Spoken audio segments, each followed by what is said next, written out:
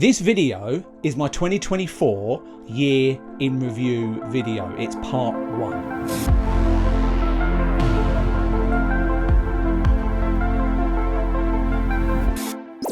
This is something I do every year and have done so for the past few years. Part 2 will be out probably next week or the week after, so it'll be out very soon. As we come to the end of 2024, I always like to make a video that marks this point of the year. It feels traditional. I wanted to change how I operate. So first thing, the obvious thing was to exercise more. As someone who really thinks about strategy, his planning, even structure in his training, this is going to be, I suppose, my New Year's resolution video. It's the middle of January. Happy New Year. I think it's a good time for me to make my New Year's resolution video. It's important to take time to reflect on what's happened over the last year or so, as December is the traditional cliche point to do it, right? I mean, it feels like it is. It's as good a time as any anyway. Since starting on my fitness journey back in 2019, my aim was simply to lose weight, and as that happened and I smashed through my weight loss goals, I quickly realised that the actual act of losing weight wasn't as hard as social media would have me believe it was. If I was willing to make sacrifices and invest energy and time into it, then it was achievable. I'm lucky enough now to be in a place where weight loss is not my driving goal anymore. I even changed my channel bio, my YouTube channel's bio, removing weight loss as my driving force and motivation for my videos. I didn't want new subscribers thinking that my videos were, the end goal was weight loss, because the end goal now for me has changed, which is one of the reasons I'm making this video. The biggest benefit I realised I had on the back of my newfound fitness freedom and my new lighter frame was a significantly improved sense of mental well-being. I felt free. Why are you doing this? I just felt like running. It feels weird to say that out loud, but that's the only way I can describe it. It's exactly how I felt. An improved sense of well-being wasn't specifically something I was aiming for. I didn't really believe was a thing. You are who you are. Running or cycling can't change how you feel long term, but it can. It 100% can improve your outlook on life, and for me especially, it's helped me grow as a person. Now, anyone watching this video thinking that this is obvious, remember that I used to weigh 190 kg or 30 stone. Getting that big didn't happen overnight, so the mental and emotional benefits of exercise was completely lost on me. I never used to exercise. Being able to enjoy years like this one, like 2024, from a fitness perspective is a real privilege. But, and this is a big but, things didn't all quite go to plan in 2024. Now, I don't really go out of my way to talk about mental well-being or how I feel in my videos, as I'm a 44-year-old man who was born in the 80s and is emotionally stunted, or at least that's what I'm told by the 3 women that I live with. However, the biggest benefit I've had that has massively outweighed, pun intended, my weight loss was, and still is now, how I feel. How I feel now, having invested a significant amount of time, effort and energy into getting fit and losing weight, is significantly better than how I felt when I was at my heaviest, drank for England and was always stressed. I am now the fittest and lightest I've ever been since I was probably 15 years old. I'm definitely the fittest and fastest I've ever been. I'm definitely the fastest in my house now, which is a great feeling. But most importantly, I feel like a new person, but I still have a long way to go, and I've got plans, which is also in part 2. I started making YouTube videos and uploading them onto a designated channel titled Ryan.condon, my name, because I knew that as time passed, I'd forget how hard I'd worked to achieve the goals as my focuses and priorities will change. Look how heavy it is, Tracy. You done it. You got your medal. I'd lose sight of just how amazing I felt when I hit the personal targets and benchmarks I'd set for myself back in the day. People always used to say to me that it doesn't get easier, you just get better. This is 100% true. Making these videos gives me a window into a past time where things felt simpler. Maybe that's just me looking through rose-tinted glasses, but that's ultimately what nostalgia is, and I'm very, very nostalgic. Thinking about the past, reminiscing about achievements and reliving the fun times, we forget about the suffering, thankfully, otherwise we probably wouldn't keep trying. This YouTube channel, the YouTube channel that I started putting my fitness videos up onto 5 years ago, is my time capsule. It's a captain's log of adventures and times gone by. That's why I started it. The highs, and probably equally as important, the lows, are all included in my videos. You can't have the wow moments without being able to accept, get through and learn from the errors, mistakes and failures. And boy, were there a lot of mistakes. I'm keeping my eyes on the floor so I don't trip over, but that's yet to come. I just had my first full-on fall off the bike. Oh, I've just fallen off the bike again. That's twice now.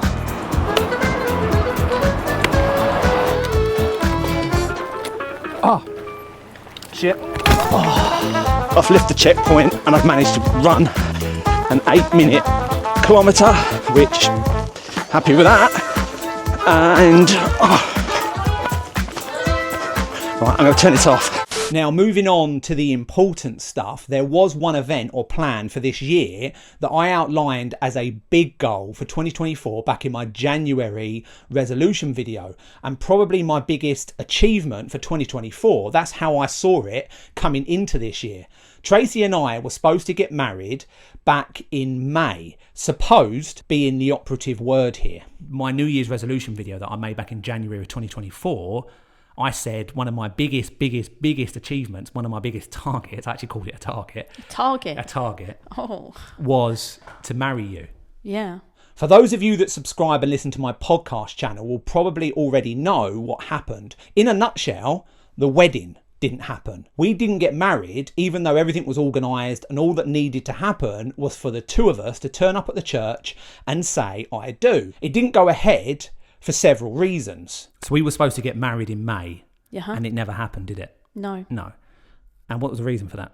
Now, before I explain, I will say that everything is great between Tracy and I. We haven't split up. She didn't change her mind about marrying me, which is the first thing everyone asks when I say that the wedding didn't happen. All my crazy fitness challenges, all the extracurricular stuff that I do still drives her crazy, and her camera skills have significantly improved, much to her horror, as she has now become a victim of her own success, as I'm now asking her to film more and more for these videos. She has also recently promoted herself, self-promotion, to the occasional co-host of my podcast channel, Ryan.condon Unscripted. I've got Tracy here with me. She's becoming more of a feature now in this podcast. Originally, you were kind of a guest stroke individual that, I say individual, my significant other, who pops in and has a pop at me for on my show and then leaves.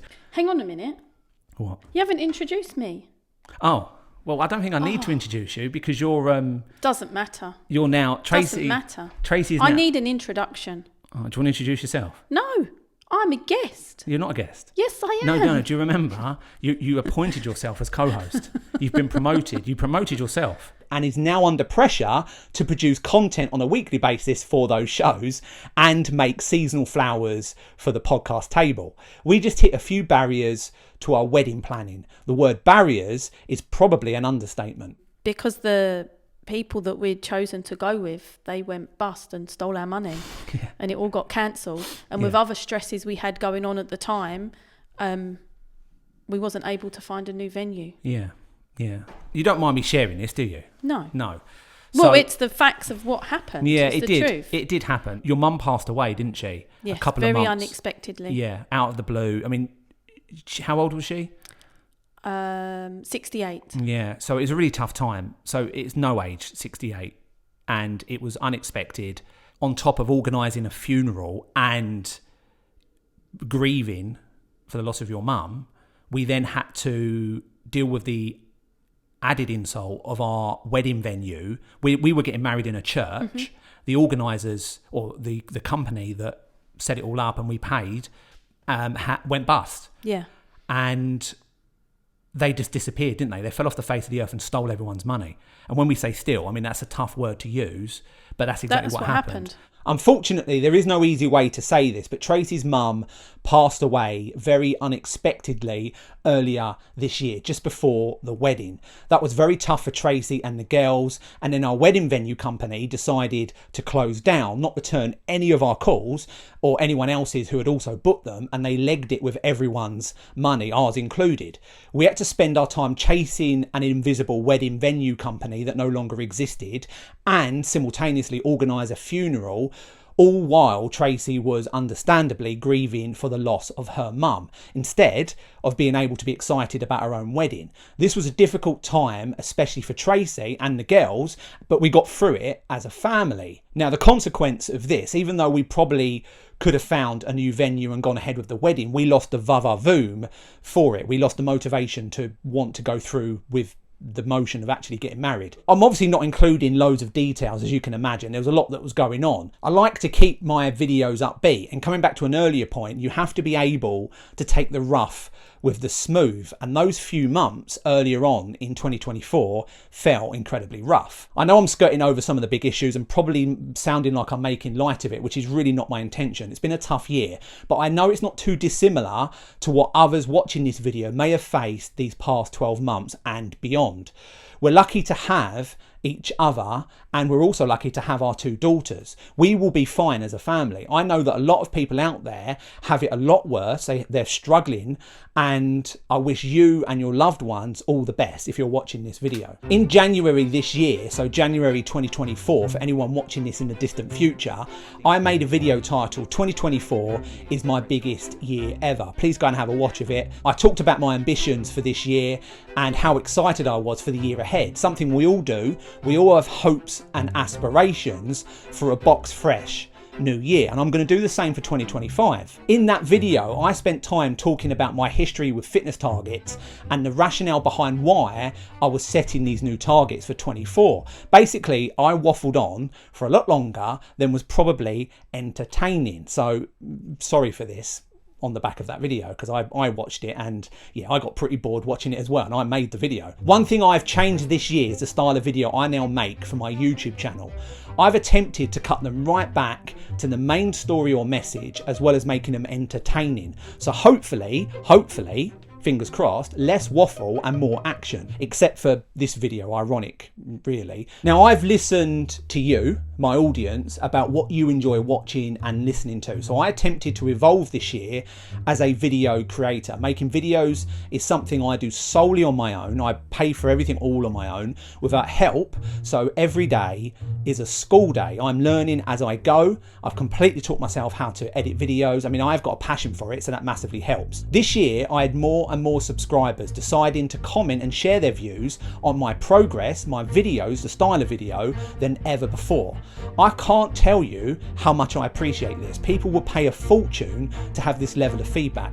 I read every single comment and I attempt to reply to as many as possible. I'm lucky enough to have now reached a point where it isn't always possible to reply to everyone, but it is important for me to say now how much I appreciate your support. Now, I just want to quickly talk about some of the achievements, physical fitness achievements I had this year. In the summer, I achieved my Thames Path 100k ultramarathon target, something I was incredibly proud to have completed, again for the second time. I've done it 2 years on the trot, and it's a significantly faster time this year. However, it wasn't without consequence. And you'll have to watch that video to know what went wrong. Something went wrong as usual, because it's one of my videos. It's full of drama and well worth a watch. Now, this is a shameless plug for another one of my videos, because I'm mega proud of it, and I'm trying to get more people watching my running videos.